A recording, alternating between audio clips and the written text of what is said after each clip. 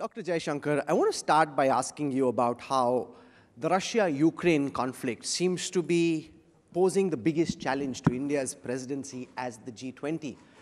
How are you trying to overcome this global geopolitical conflict, which seems to be tearing apart any plan you may have to show the G20 and India's presidency as a massive success? How are you batting on this dangerous pitch?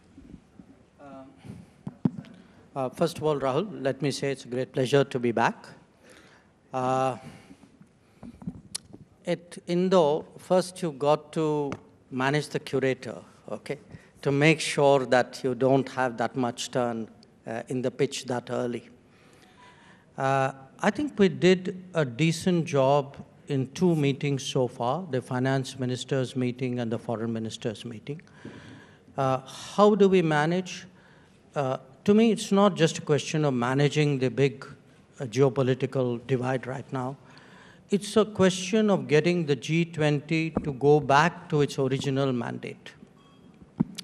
The G20 was invented to look at global development, to look at global growth, to address challenges to it. And what we saw last year was that that entire agenda got sidetracked by the Ukraine conflict and the debates that accompanied it.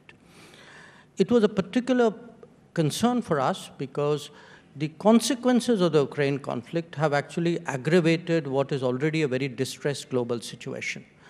You had the COVID, you had even pre-COVID, you had issues of debt which were increasing. So the energy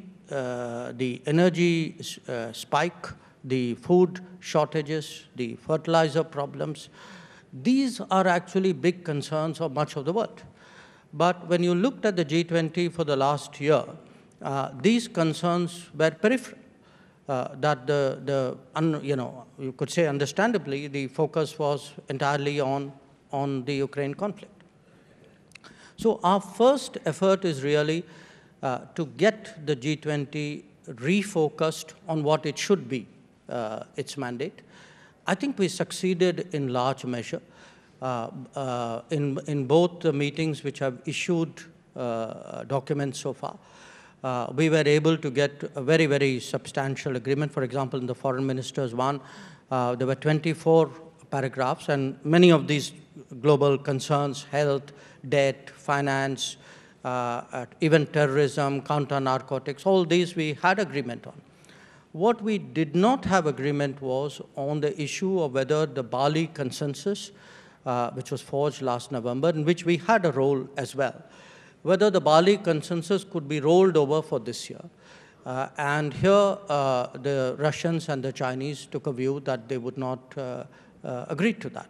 So what we did was we actually produced a hybrid document, you could say, which was a chairman's summary for those two paragraphs and an outcome for the rest of the document. But your opponents in politics and quite a few diplomats have highlighted the absence of a joint communique, saying that oftentimes the success of a summit is determined by the outcome which is laid out in the joint communique.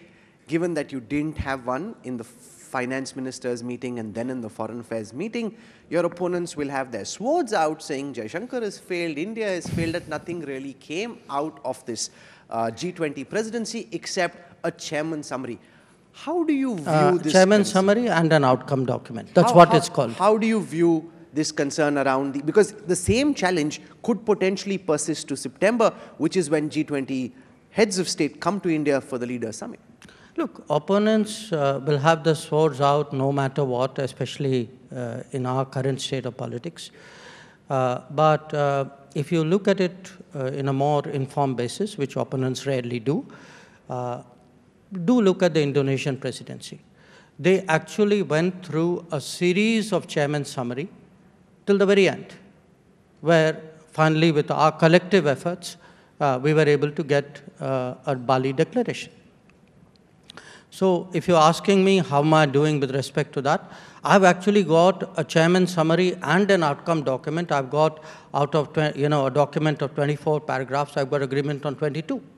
So I would say in the given circumstance, I'm frankly doing as well as anybody can do. Now, you have people, you see, unfortunately, or you could say this is part of being in opposition. You can take positions which have no sense of realism, no sense of responsibility, as though a very serious conflict requires a diplomatic event in Delhi to be breached. There's a much bigger problem going on in Ukraine. The problem is not going to be sorted out in a conference in Delhi. The problem is going to be sorted out out there on, in Ukraine.